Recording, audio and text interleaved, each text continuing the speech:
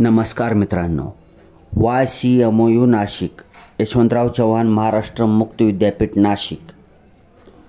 Home assignment online submission करायची शेवटची तारीख वाढवण्यात आलेली आहे।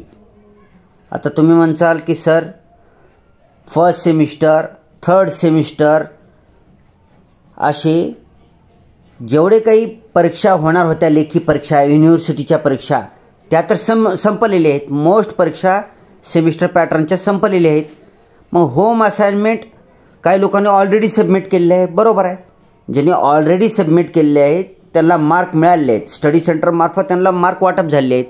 पण काही लोकांची अशी शंका आहे की आमची परीक्षा संपून गेली, फर्स्ट सेमिस्टर, सेकंड, थर्ड सेमिस्टरची जी परीक्षा होती जानेवारी 2025ची, काही लोकांचे 21 तारखेला एक्झाम संपल्या, काही जणांच्या 20 तारखेला एक्झाम संपल्या, 20 जानेवारीला। तर मग आणखी कसे होम असाइनमेंट ऑनलाईन सबमिशन करायची तारीख वाढवण्यात आली असं तुम्हाला वाटू शकतं। तर होम असाइनमेंटला गुण देण्याचं आणि सुद्धा चालू आहे, स्टडी सेंटर मार्फत तपासणी आणि सुद्धा चालू आहे। विद्यापीठाने तारीख वाढवलेली आहे। तर ज्यांनी कोणी त्यांनी एक्झाम, युनिव्हर्सिटी एक्झाम दिलेली असेल आणि होम असाइनमेंट सबमिशन केलं नसेल तरी सुद्धा त्यांनी होम असाइनमेंट सबमिट करायचं आहे। आणि काही असे लोक आहेत ज्यांचे ह्या 15 तारखेपासून किंवा 11 तारखेपासून जी सेमिस्टरची एक्झाम चालू होत्या त्या एक्झामला काही स्पर्धा परीक्षेच्या तारखा होत्या, त्याच्यामुळे त्यांनी युनिव्हर्सिटीची लेखी परीक्षा आहे ती देऊ शकले नाहीत। आणि त्या अनुषंगाने तरी काय केलं की होम असाइनमेंट बी सबमिट केलं नाही। तर त्यांना आता त्यांची युनिव्हर्सिटी लेखी तर परीक्षा संपलेली आहे, त्याचं तर त्यांचं नुकसान झाले। परंतु त्यांनी होम असाइनमेंट आणि सुद्धा सबमिट करू शकता। युनिव्हर्सिटी एक्झाम दिले नसेल तरी तुम्ही होम असाइनमेंट आणि सुद्धा सबमिट करू शकता, ध्यानात ठेवायचं आहे। आणि लेखी परीक्षा ज्यांनी कोणत्या कारणास्तव देऊ शकले नाहीत त्यांनी पुन्हा आता मे जून महिन्यामध्ये जी पुढच्या सेमिस्टरची एक्झाम होईल त्या एक्झामला तुम्ही आपले बॅक राहिलेले विषय जे आहेत, तुम्ही ॲब्सेंट असलेल्या विषयाची पुनर्परीक्षा, रिपीटर एक्झामिनेशन फॉर्म पुढच्या महिन्यात येतील, फेब्रुवारी महिन्याच्या शेवटी ती एक्झामिनेशन फॉर्म भरून तुम्ही मे जून महिन्यामध्ये रेग्युलरच्या तुमच्या एक्झामसोबत हे पाठीमागलचे पेपरसुद्धा काढू शकता। ठीक आहे, हे त्यांच्यासाठी आहे जे कोणत्या कारणास्तव ॲब्सेंट असतील। ठीक आहे। आणि ज्यांनी होम असाइनमेंट सबमिट केलेलं नाही, ज्यांनी ॲब्सेंट असू, युनिव्हर्सिटी एक्झामला दिलेली असू, कोणीही लोक असू, ज्यांनी होम असाइनमेंट ऑनलाईन सबमिट केलेलं नाही त्यांची तारीख वाढवण्यात आलेली आहे। होम असाइनमेंट ऑनलाईन सबमिशन करायची शेवटची तारीख वाढवण्यात आलेली आहे। 28 जानेवारी 2025 ही शेवटची तारीख असणार आहे। काही तर तुम्हाला इथं झूम करून दिसतंय, तुम्हाला काही तर इथं स्क्रॉल होत आहे होम पेजवर asm.ycmu.org.in ह्या ऑफिशियल वेबसाईटवर गेल्यानंतर होम पेजवर तुम्हाला दिसत आहे, दाखवत आहे मी तुम्हाला, एक मिनिट हो। काय तर last date to submit home assignment is 28 जानेवारी 2025।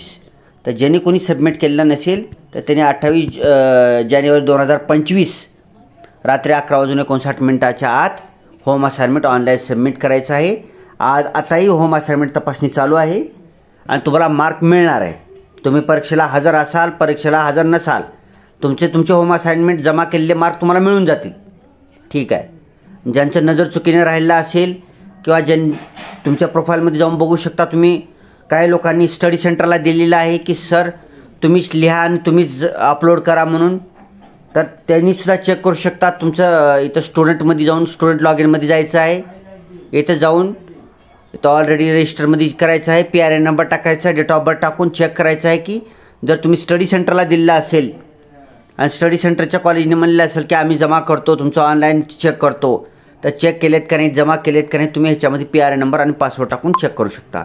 आणि जर व्हॅल्यूड झालेलं असेल तुमच्या प्रोफाईलमध्ये तर चांगलं झालं, तुमचं जमा झालं म्हणून समजायचं आहे। ठीक आहे। आता पाहू शकता की काही लोकांचे काही चालू झाले आहेत का नाही नवीन होम असाइनमेंट, ती सुद्धा तुम्ही चेक करू शकता। इथं क्लिक करायचं आहे का, इथं पाहू शकता तुम्ही, इथं serial number, course code, course name, status, start date, last date आता तुम्हाला दिसते। जेवढे काही सध्याचे कोर्स ऑनलाईन होम असाइनमेंट चालू आहे ज्यांचं, त्यांच्या सगळ्यांचेच लास्ट डेट तुम्ही पाहू शकता 28 जानेवारी 2025 आहे। म्हणजे इथं जर तुमचा कोणता कोर्स असेल तर त्याची शेवटची तारीख 28 जानेवारी 2025 आहे। असं स्क्रॉल करून बघू शकता तुम्ही। तुमच्या कोर्सचं नाव दिलेलं आहे, कोड दिलेला आहे, स्टार्ट डेट, लास्ट डेट दिलेला आहे. रिपीटर विद्यार्थी असो, रेग्युलर असो, सगळ्यांचंच चालू आहे. ज्यांनी कुणी अपलोड केलं नाही त्यांनी त्याला वारंवार सांगताय लवकरात लवकर अपलोड करायचं आहे. आणि तुमचं अपलोड झाले का नाही बघण्यासाठी तुम्हाला आता सांगितलेलं आहे, स्टुडंट लॉग इनमध्ये जाऊन तुमचा PRA नंबर 16 अंकी टाकायचा आहे. आता तुमच्या हॉल तिकीटवर सुद्धा PRA नंबर आलेला आहे फर्स्ट सेमिस्टरवाल्यांसाठी. आणि तुमची डेट ऑफ बर्थ उलटी करून टाकायची आहे.